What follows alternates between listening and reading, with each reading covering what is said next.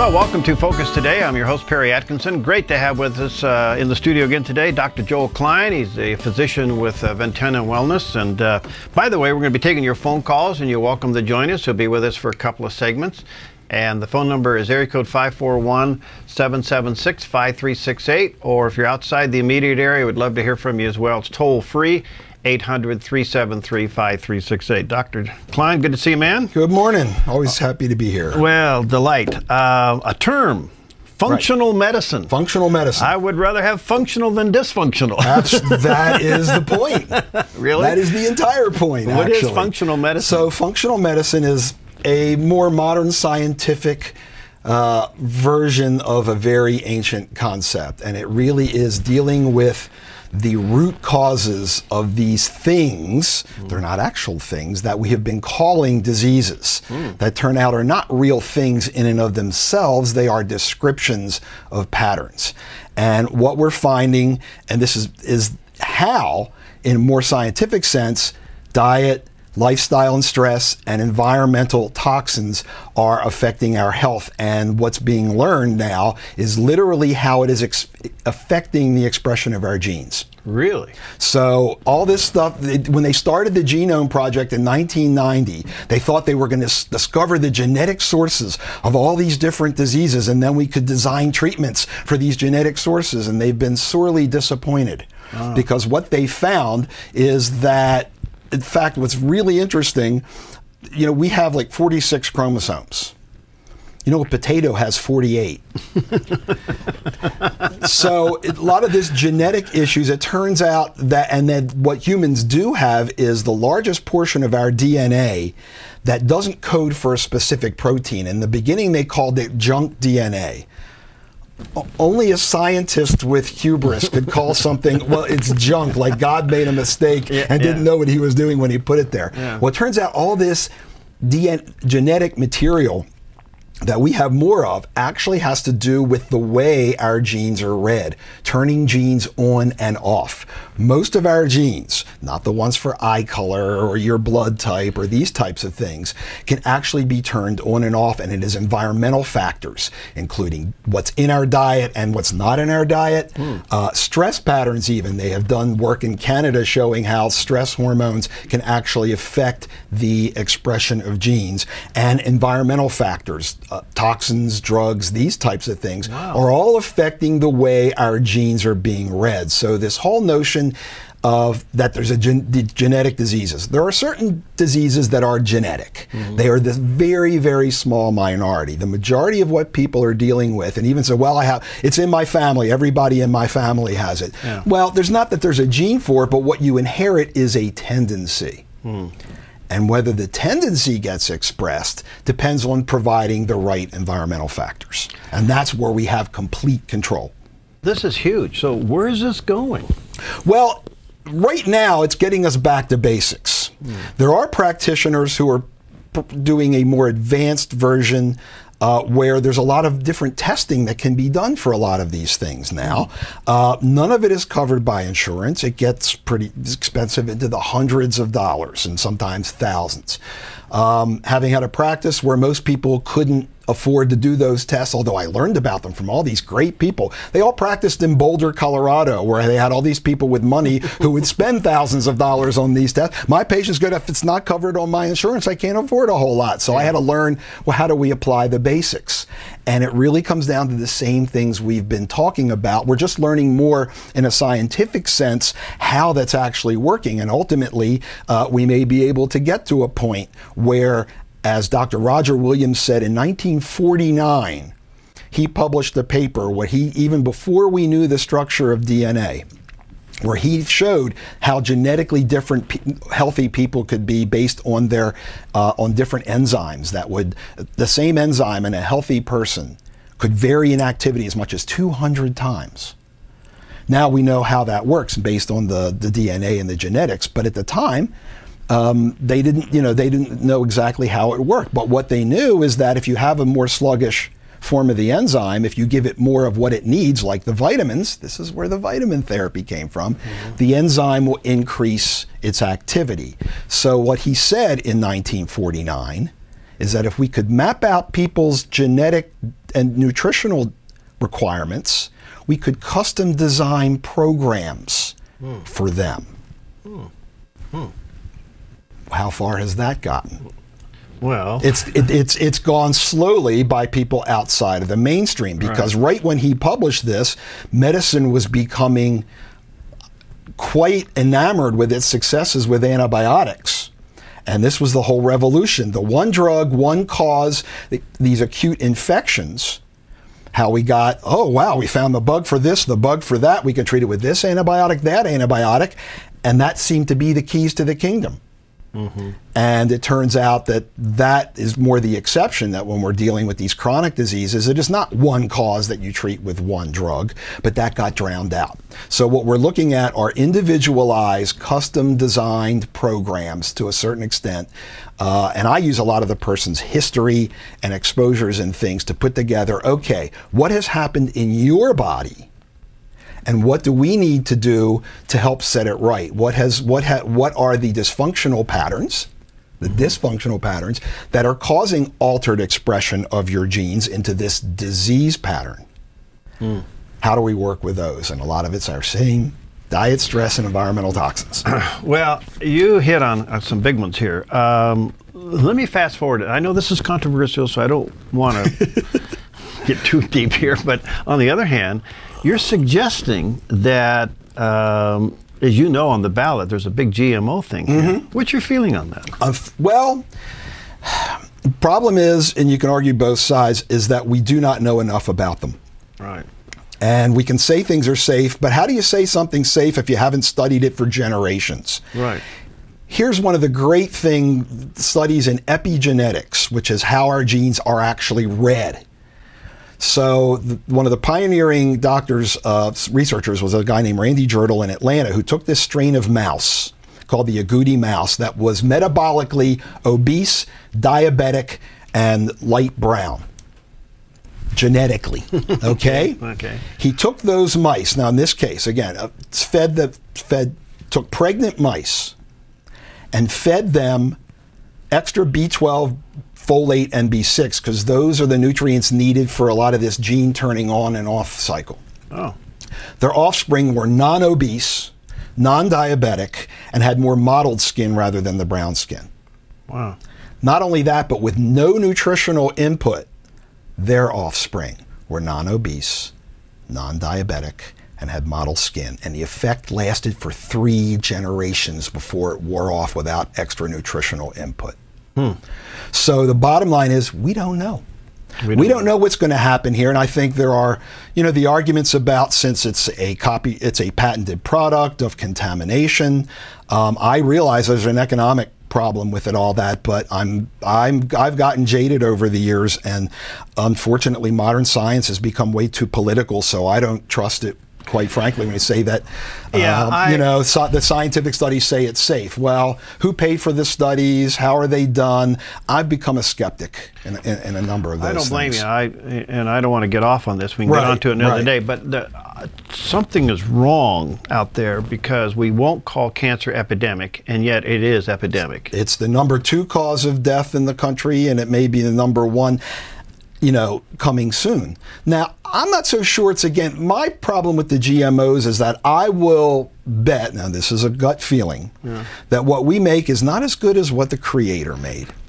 And they're going to be genetic, and the food will be inferior. I'm not so sure it's going to cause mutations or what it's going to do. And all that. It could, but my feeling is it won't have the same nutritional value. But if you go back to functional medication you just talked about with the chromosomes, and we're messing with that. Exactly. What are we doing? Well, we're messing with the plant chromosomes, and they can claim, well, the plant is not going to do with the human. And I don't know. I don't know that part of it. Again, what I want to say is, that's to say the origin of all of that was you could mix and match it. And we're working with plants. What are that? I don't know that that's going to affect our genetics, but as I just said, it could certainly affect the expression of our genetics. Right. Let me take some phone calls here. This is we got to come back and do a whole show. Oh, we'll do more, because this is all of it, Perry. Everything we talk about can really be under this rubric. It really could. All right. Hi, Jane. Thanks for waiting. What's your question for Dr. Klein today? Okay. I've been suffering for the last year When I was in Spain last year on vacation, I slipped when I was getting out of the bathtub, and I landed on my butt. I slipped several times. Trying to get out, the bathtub was slippery. So I landed 10, 15 times. Since then, I've had MRIs, X-rays, physical therapy, chiropractor. The last thing I did this week was I went to a pain specialist. He's suggesting a perineural injection therapy, which is dextrose injections. Right. And I've got to have a series of them. They're not covered by insurance, so it could cost me about 6 visits, could cost me close to $1,000. Right. What do I do? Well, it would be impossible for me to give you a medical opinion based on a phone call. Have you heard of that? Yes, I have. I've seen people doing all kinds of interesting things with that and using dextrose solutions, using dextrose for prolotherapy, doing these perineural injections where they actually, if this is what it's called hydrodissection, that's being used very effectively for carpal tunnel syndrome, and things where they actually get by ultrasound, get the needle right in between the nerve sheath and the nerve to try to expand the nerve sheath to take the pressure off the nerve. So yes, and you have to, you look at your practitioner and see what they're doing. But this is a traumatic thing. This isn't really the kind of functional thing. Although you may have things going on in your body like a tendency towards inflammation caused by diet, caused by stress, and all that may have made these types of traumas more injury producing. Those would be the things that I would deal with. I don't deal with the mechanical problems that are actually causing pain, but these factors that we're talking about can make all these chronic pain and inflammation syndromes worse. Yeah, because they're saying the risks are like there could be nerve damage or even paralysis. Well, everything is going to be a risk, and so is living with the pain for the rest of your life. So you have to weigh the pros and cons and do what you think is best. And diet could be causing some kind of inflammation. That's correct. If you have a diet with a lot of processed flour products, a lot of sugar, not a lot of produce, then you're going to be promoting inflammation in your body. That trauma could have set off an inflammation pattern, and those are the things that I work with. Okay. Right. Thank you. Thank you, Gene. All right. Interesting. 7765368. All right. Coming back a little bit to functional. Oh, let me take a break. Okay. We've already talked too long. We're talking about functional medicine with Dr. Joel Klein. It's just a loaded topic here, so we'll be right back. Hi, I'm Paulina, and I work at theDove TV. Did you know that when you support theDove TV, you have a profound impact, not only in our community, but around the world? It's your continued support that takes the inspiration and hope in the programs we produce and makes them available to the thousands of people who are watching these videos online every week. Help bring encouragement and hope to our valley and beyond by making a secure online donation today at our website, thedove.us.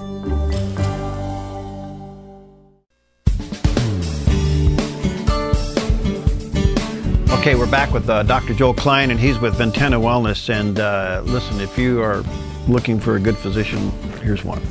And we're talking about something today, and I love his approach to this. It's called functional medicine. And it's going to take about 329 shows to discuss all this. But I'll try to boil it down. But it is just amazing that you're trying to figure out in this functional medicine what a person is suffering with and how you line that up with not only lifestyle but obviously diet, because we're putting too many supplements in there.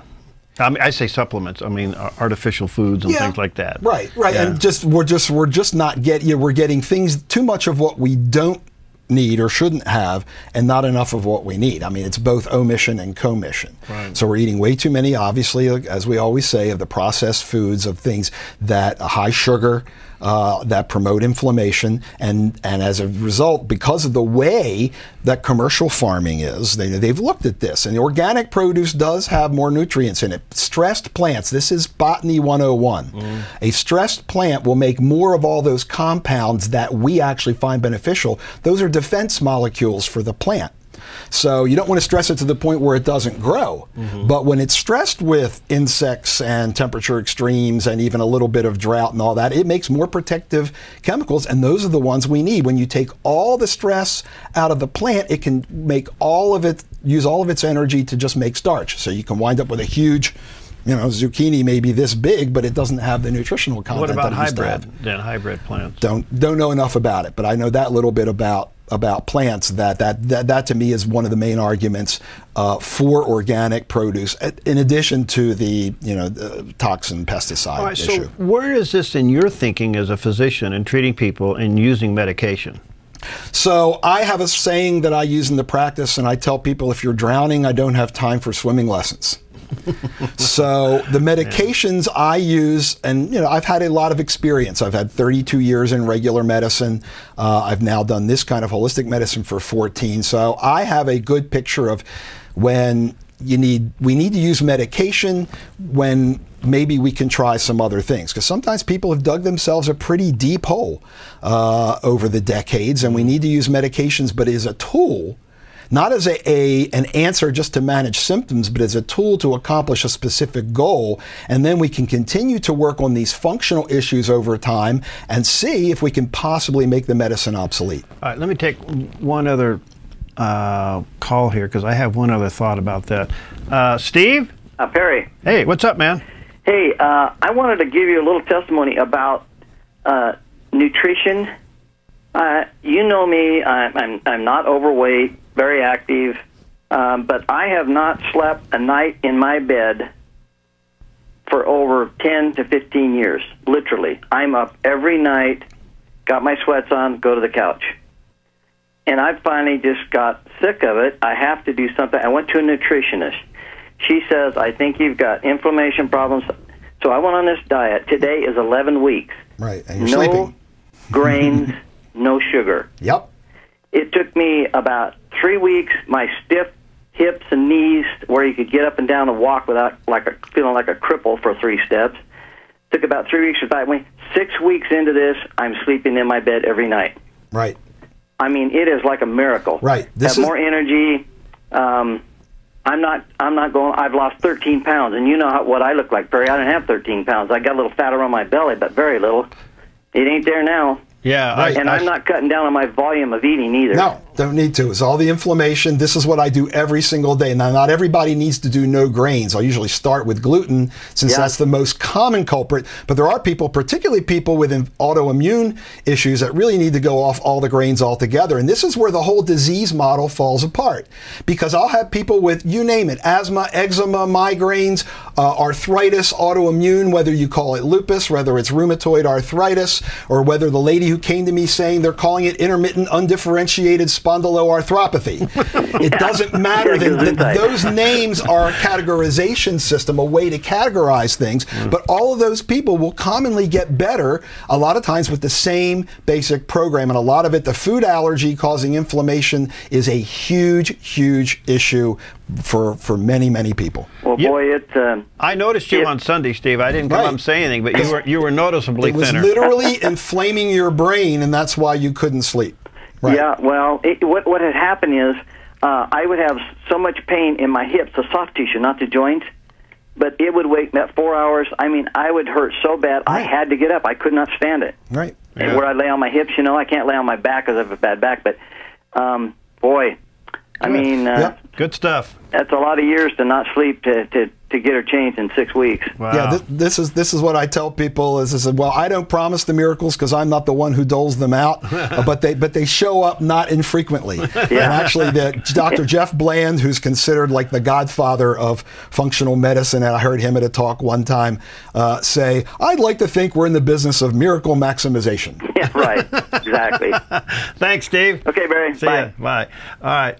Let me ask you somewhat of a personal question. Sure. When did you convert from over to more of a holistic? Well, what happened to you? Well, that's an interesting story. I knew better for a long time and kind of sold out because my life was spent being a good little boy doing what I thought I was supposed to do. So my brother and sister-in-law were ex-hippie transcendental meditation teachers, so I got exposed to a lot of this stuff. But it wasn't until I really I completely crashed out of regular medicine in 1999. I actually took a year where I didn't do anything. I really had to figure out what I wanted to do.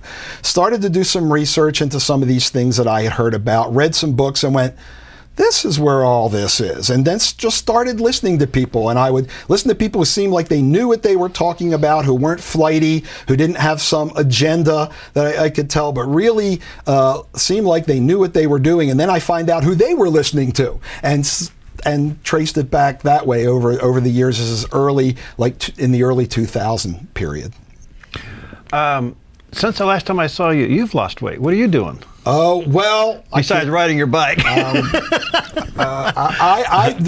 did something that, again, is not that people don't like, but I actually did an HCG, 3 weeks of an HCG weight loss program.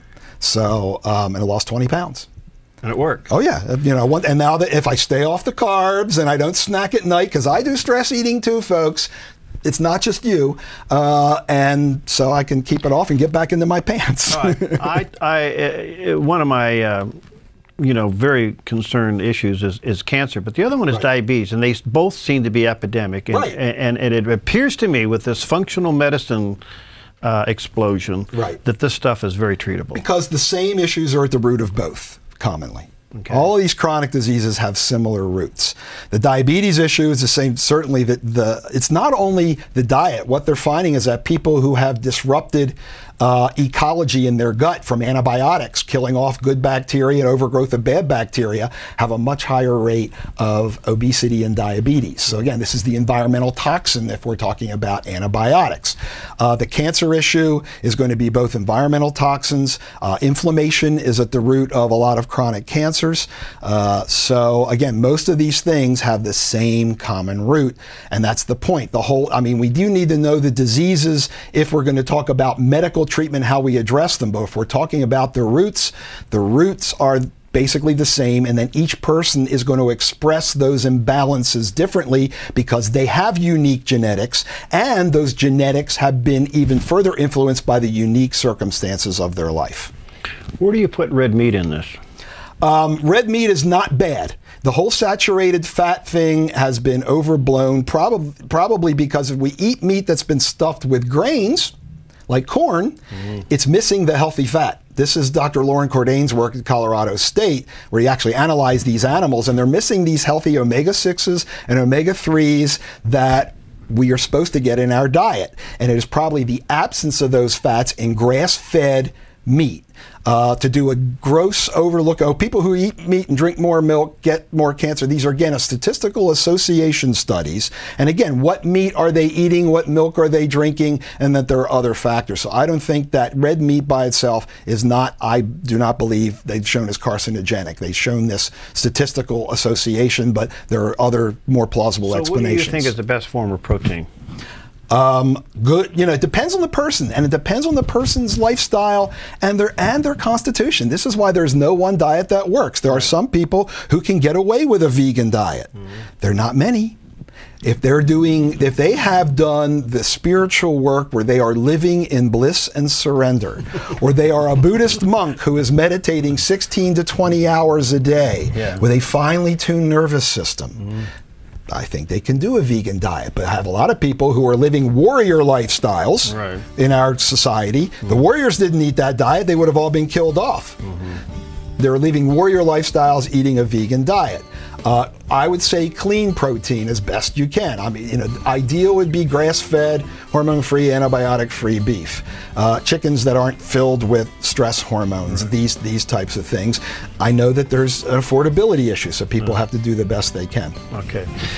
Dr. Joel Klein with Ventana Wellness, and you may want to go to ventanawellness.com and check it out. And they have a lot of services there, and he is the physician, the head physician there. And if you're looking for one, he's the guy. And if you want to learn more about functional medicine and how it may work for you, you may want to make an appointment. Let's continue on with this. Because the question I would have next, we'll have to answer it next time, is there limitations to functional medicine? Of course. Okay, we'll answer that next time. Okay. Thanks, buddy. Good to see you. Thanks, okay, Barry. We'll be right back. We can do that.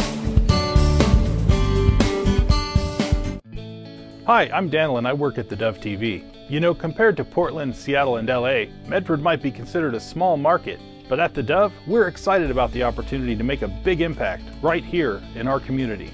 And you help make that happen. Did you know that more than 90% of our income comes from people like you?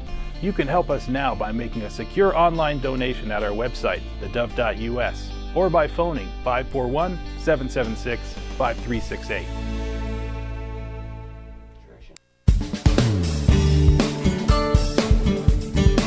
Well, we're back, and I am delighted to have back with today our good friend Laurie Cardoza-Moore. She is the founder and the president of Proclaiming Justice to the Nations, which is PJTN.org, and I encourage you to go to her website and take advantage of all of her resources and support what she does. I love her passion for Israel. Hi, Laurie. Good to see you again.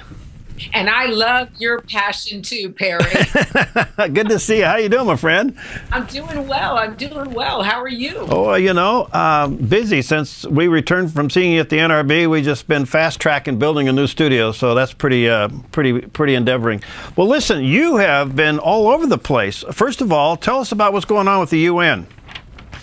Well, we just finished a meeting at the United Nations. It was our first official meeting that we hosted, where we brought in the Latin American ambassadors and their delegates to talk about the rise of anti-Semitism in Latin American countries, Spain and Portugal. Whoa. Of course, we see a rise of this happening, and one of our panelists, Sammy Apple, who is actually from Venezuela, originally told our audience that the reason why he's seeing this insurgence of anti-Semitism is a direct result of Hezbollah and terrorists, Muslims who are coming into the country and distributing propaganda like the Protocols of the Elders of Zion.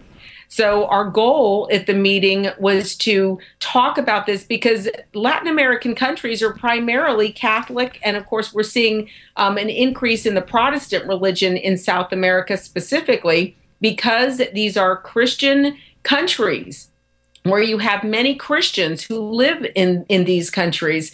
Of course, our mission, Perry, is to educate Christians about their biblical responsibility to stand with Israel and our Jewish brethren against the rise of this new anti-Semitism. And what better place than these countries in South America and Spain and Portugal and Europe? Wow. Well, I don't think things were helped at all by our Secretary of State saying that Israel's an apartheid state. How did that go over? No, not only that he called it an apartheid state, but also insinuated that a third intifada was going to happen because Israel wasn't negotiating. You know, Perry, you know how I feel about this administration and about John Kerry himself, but even out of his own mouth, he incites this type of anger and hatred toward Israel and toward the Jews in the diaspora as well. You know, we look at the policies of this administration, and they fly in the face of the Word of God. Right. And that's why we as Christians, Perry, those of us who know our Bible, who know the seasons, we're like the sons of Issachar, we're able to discern the seasons and the times that we live in, and we must respond. And, you know, it's interesting because at the United Nations, our host country was the mission to Palau. And of course, Palau is a small little country out in the South Pacific. And this gentleman, who is a Protestant Christian, he was very intrigued with the panelists that we hosted, that we brought in to talk about this issue. And following the program, he came up to me, thanked me for what we're doing, thanked us for hosting this conference, and offered his services to help us to make inroads with other countries. And that's my mission at the United Nations. We all know that the United Nations would be better served in some other country. Right. I would be more than happy to help them pack it up and move it somewhere else. But in the interim, it makes it convenient for me. I don't have to travel the globe to attend these meetings. But if we strategically go into the United Nations, not trying to convince these other, secular countries, but going specifically to the Christian countries and reminding them, even, because they're Catholic, the one thing that I've found amazing in my research, and I didn't know this being raised Catholic, and being in the Catholic Church for many years, I had no idea that it was the Catholic Church that actually produced a document called Nostra Aetate back in 1965, which condemned anti-Semitism by Christians. In fact, Pope Francis recently said that you can't be a Christian and be anti-Semitic. So our speakers, we had a Monsignor Guy Massey who pastors a congregation in Brooklyn, New York. He came to speak about the Catholics' position on anti-Semitism. We had another pastor locally here from Nashville, Spanish.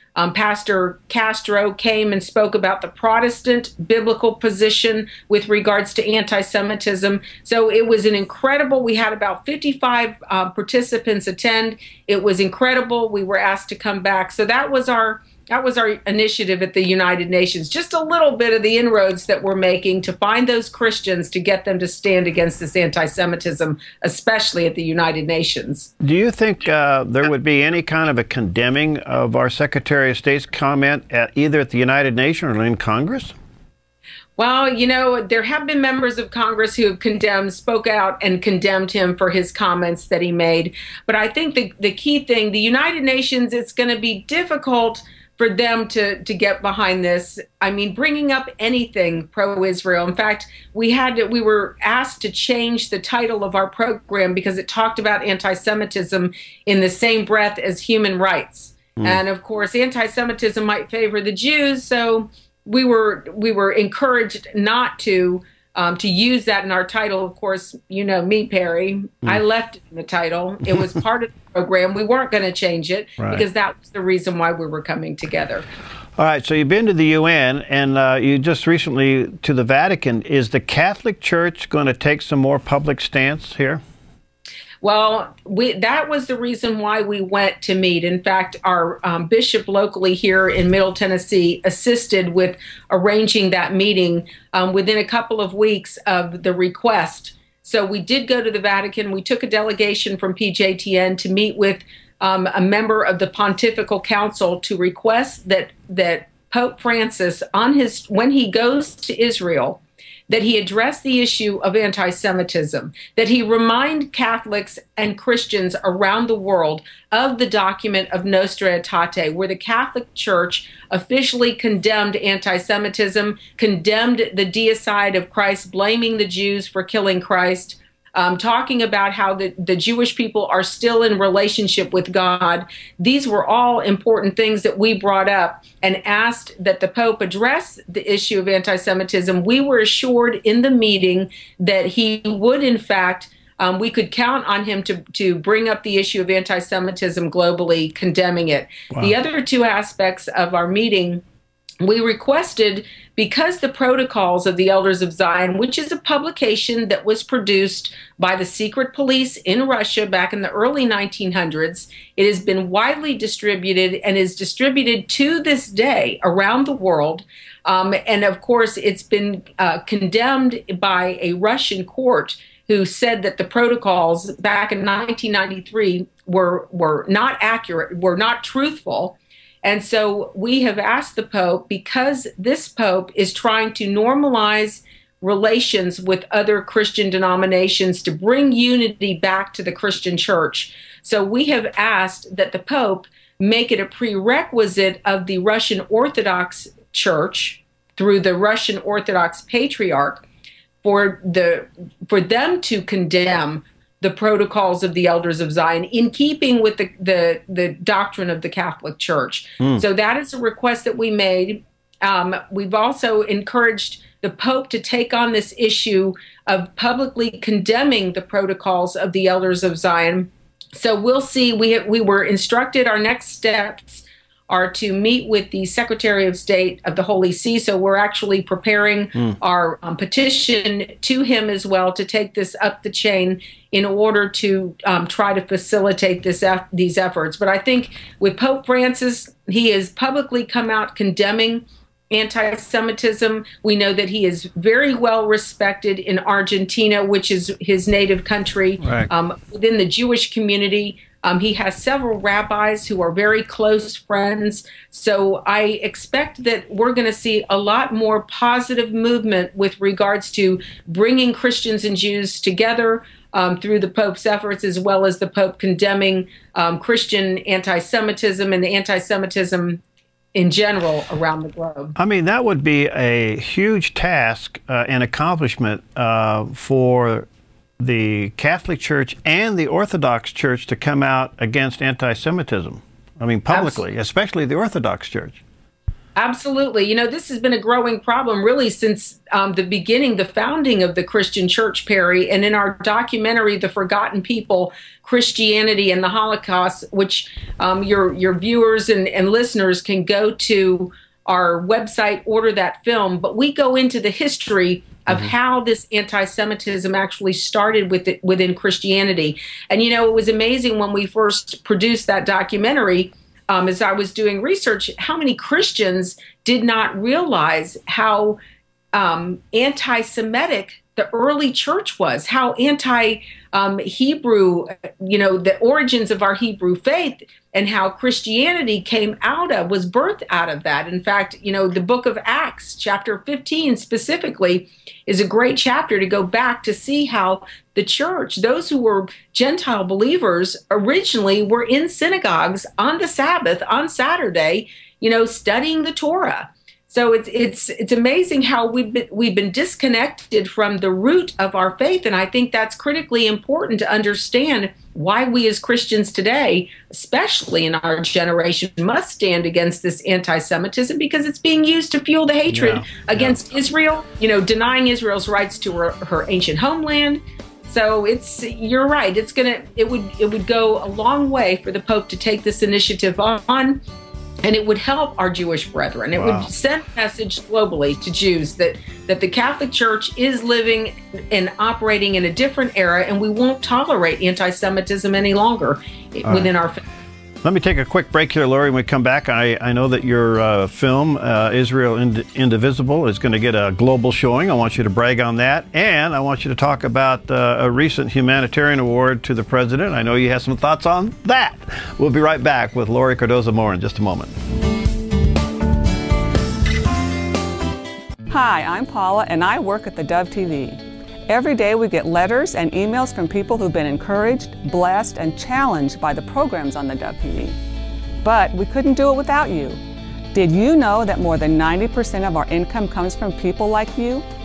You can help us continue to bring inspiration and hope to our community by making a secure online donation at our website, thedove.us, or call us at 541-776-5368.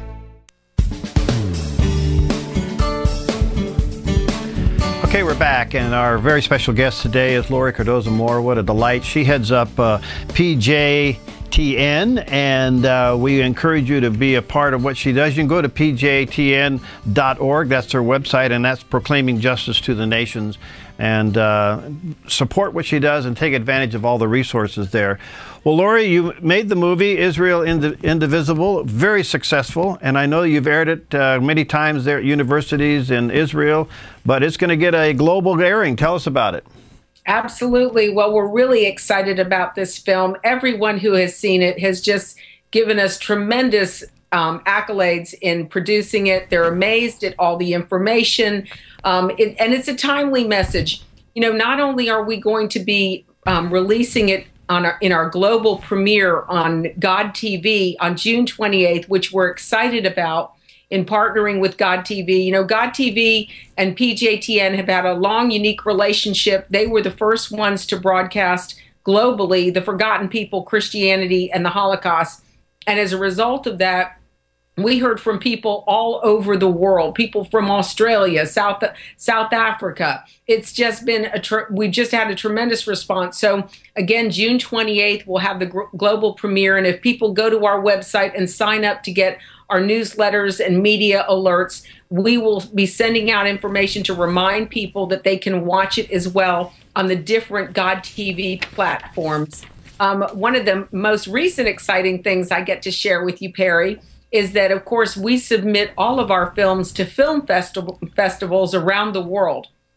And of course, the most recent one was the Telly Award. We just were noticed this past Friday that Israel Indivisible received a Telly Award in the film documentary category. Wow. So we're really excited about that. We're going to be promoting that as well. We look to hear from other international and, of course, nationwide film festivals as we continue to push this out there. It's a way of getting more people in the industry, more people around the globe aware of the film. So it's another opportunity to try to get this message out there about Israel's rights to their ancient homeland. And for your audience who is not familiar with Israel Indivisible, the documentary was actually premiered. We did kind of a test market premiere at Ariel University in Ariel, Israel, which is part of the Judea, Samaria, ancient biblical homeland. Of course, the world wants to call it the West Bank. Right. And of course, the focus group, we did it on this university campus. We took it to Israel because we wanted the Israelis to see the message that we were going and communicating a global message about Israel's rights to her ancient biblical homeland. And we show in the film the historical, archaeological, legal, and biblical evidence to prove Israel's rights to the land. They were so blown away by the film. They couldn't believe that Christians from any other country would even care enough to produce a film to communicate their message. So they sent us off. They said, we support it 100%. And of course, now we're taking that message. We're working now on a limited theatrical release in the theaters across the United States. And so you'll be hearing more about that in the coming months. Congratulations. All right. So what did old Steven Spielberg do? Oh, my gosh. Well, I just want to say, Stephen, I was so blown away by the film Schindler's List. Yeah. And I mean, we all know when we think of Steven Spielberg, that's what we think of, the incredible contribution this man has made to telling the story of the Shoah, the Holocaust. And for him to give a humanitarian award to President Obama it was just an insult to the 6 million men, women, and children who gave their lives. You know, it also delegitimizes Spielberg's even ability to have a conversation about human rights abuses. If you look at this administration and you look at their policies throughout the Middle East, and you look at the Christians, hundreds of thousands of Christians now have been slaughtered as a result of this man. You have Jews who can't even sleep peacefully in their homes at night because of the policies of this administration. And to give this man this award was insulting. It was, I thought, no, there's no way he would be giving this to him. You know, Obama is known for making great flowery speeches, but the proof comes in what he's doing on the ground. And if you look at this man's policies and look at what he's done in Libya, in Tunisia, in Egypt, in Syria, in Israel more recently, everywhere this man goes, he creates chaos. Hundreds of thousands of people are dead because of this man's policies. We are no longer respected around the world. Even the healthy fear that the United States used to have, that when the United States got involved because of humanitarian issues, people were fearful of what the U.S. would do. They were concerned that we would send in our military to protect. But this administration doesn't do it.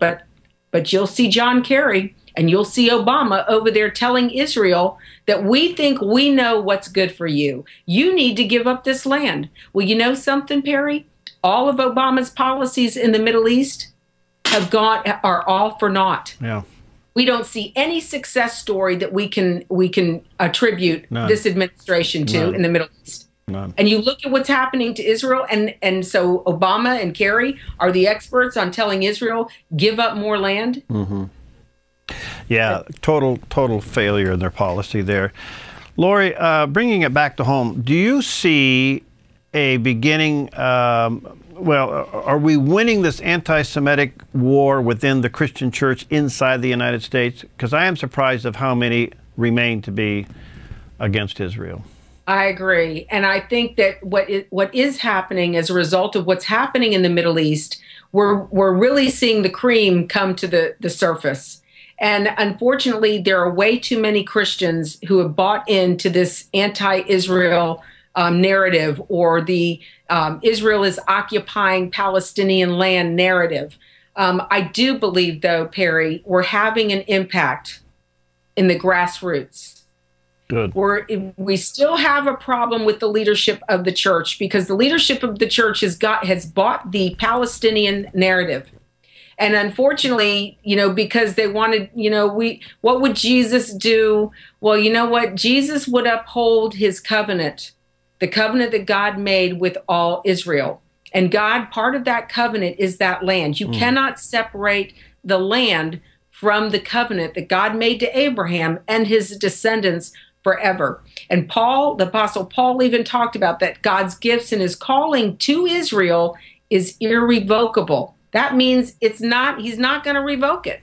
And unfortunately, you have Christian leaders and pastors who are attending these, the Bible conference, the Christ at the Checkpoint conference in Bethlehem, who were accusing Israel of tormenting the Palestinians, that the poor Christians are being targeted by the IDF soldiers, which is an absolute lie. If you look at what's happening in the Middle East, Christians are fleeing from these communities, like Bethlehem, for example.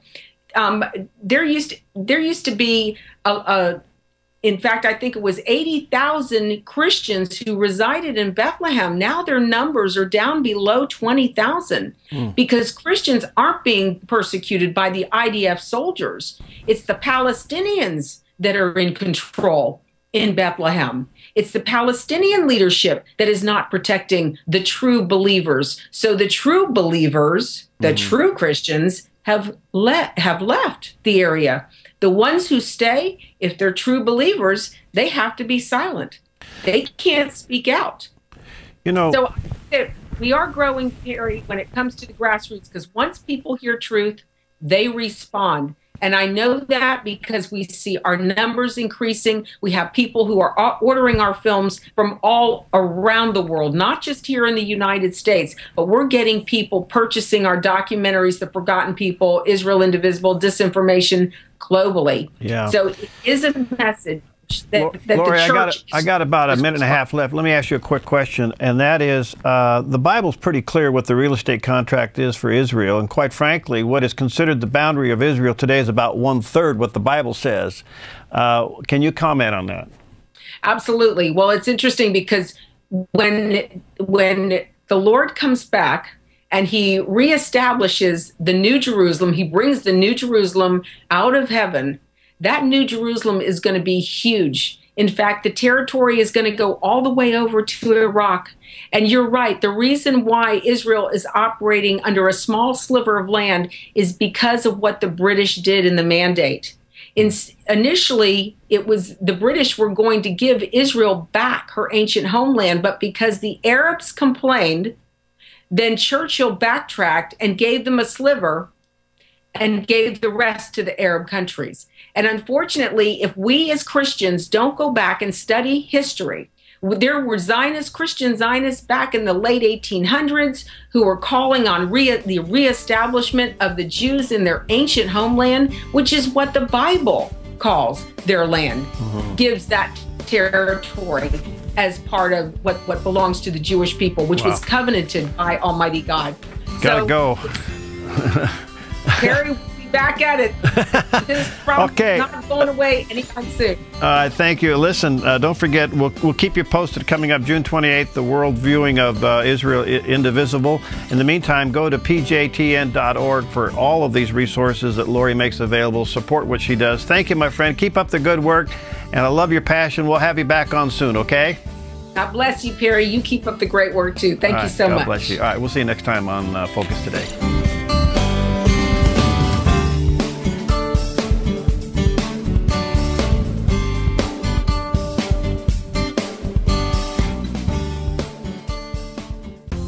Hi, I'm Jim and I work at the Dove TV.